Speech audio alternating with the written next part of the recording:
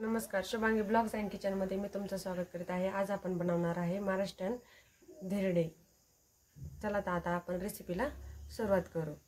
बघा, मी अर्धा डबा भगर घेतलेली आहे आणि थोडासा साबुदाणा आणि थोडेसे शेंगदाणे घेतलेले आहे। शेंगदाणे हे भाजून नाही घेतलेले, तसेच मी कच्चे त्यामध्ये टाकणार आहे। आता हे स्वच्छ पाण्याने धुवून घेणार आहे। एक दोन वेळेस हे चांगलं धुवून घ्यायचं आहे आपल्याला व त्यानंतर 1 तास हे भिजू घालायचं आहे। मी आता हे चांगलं वॉश करून घेतलेलं आहे। त्यावर 1 तासासाठी झाकण ठेवून देणार आहे। तोपर्यंत आपण बटाट्याची चटणी बनवणार आहोत। चला, आता मी हे 2 बटाटे कापून घेतलेले आहे। याची साल काढून छान छान बारीक तुकडे केलेले आहे आणि कट करून घेतलेले आहे। त्यासाठी 3 ते 4 मिरच्या घेतलेल्या आहे, थोडंसं मीठ आणि शेंगदाणे घेतलेले आहे।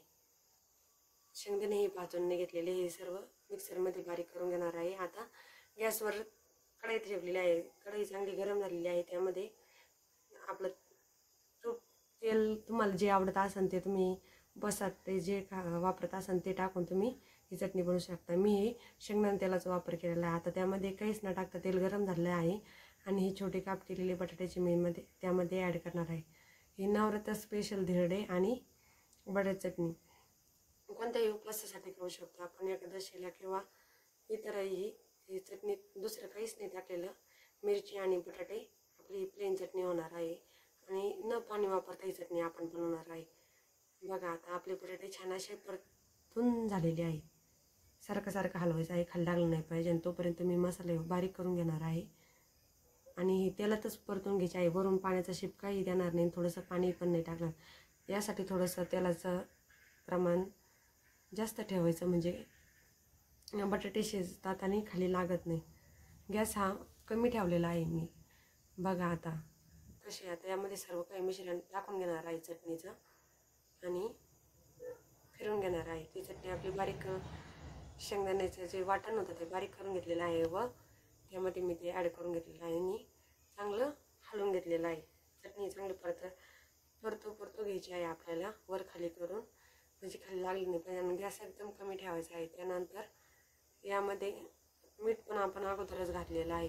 आता यावरनं मी झाकण घालून घेणार आहे। तोपर्यंत आपलं इकडे 1 तास झालेला आहे। आता ते पाणी मी काढून टाकलेलं आहे आणि आता मिक्सरच्या भांड्यामध्ये वाटून घेणार आहे। यात मी मिरच्या वगैरे काहीच नाही टाकले, प्लेन धिरडे करणार आहे, कारण आपण चटणी केलेली आहे। त्यासाठी यामध्ये काहीच न टाकता आपल्याला ही धिरड्याची रेसिपी बनवायची आहे। ही महाराष्ट्रामध्ये नवरात्री स्पेशल धिरड्याची रेसिपी आहे, नक्की ट्राय करा तुम्ही।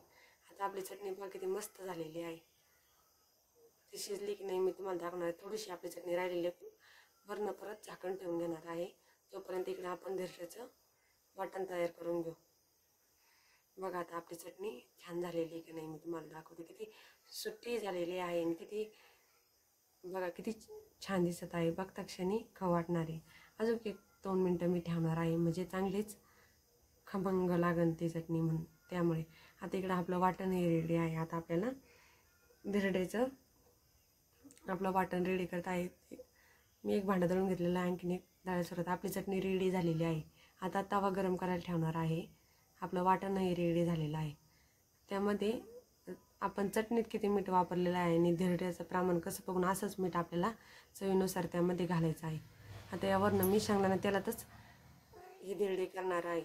बघा तुम्ही, आता आपल्या धिरड्याला आणि तवा चांगला गरम होऊन द्यायचा आणि मगच तेल टाकायचं ना। जर तवा गरम नाही झाला तर ते धिरडं तव्याला चिटकतं, याची काळजी घ्यायची। ही टिप्स आहे, तुम्ही लक्षात घ्या। हा व्हिडिओ पूर्णपणे बघा। तवा हा आपला गरम झालेला आहे, बघा लगेच किती छान असे बबल्स त्या आपल्या धिरड्याला यायला सुरुवात झालेली आहे। लगेच आपलं धिरडं 1-2 मिनटासाठी धिरडं लगेच रेडी होतं। यावरनं झाकण ठेवायचं आहे। वाफ 1 मिनटासाठी चांगली वाफ काढून घ्यायची आहे आणि काय होतं, धिरडं हे रुचकर लागतं। आता मी यावरनं झाकण ठेवून घेणार आहे। बघा, आता किती सुंदर असं आपलं धिरडं तयारच होणार आहे। ही रेसिपी सोपी आहे, एकदम 10 ते 15 मिनटात रेडी होते। तुम्ही नक्की ट्राय करून बघा। आता आपलं धिरडं बघा गरम, मी जास्त गरम तवा केला होता, त्यावर तेल घातल्यामुळं धिरडं किती लाल आणि मऊसूत झालेलं आहे तवा गरम झाल्यामुळे।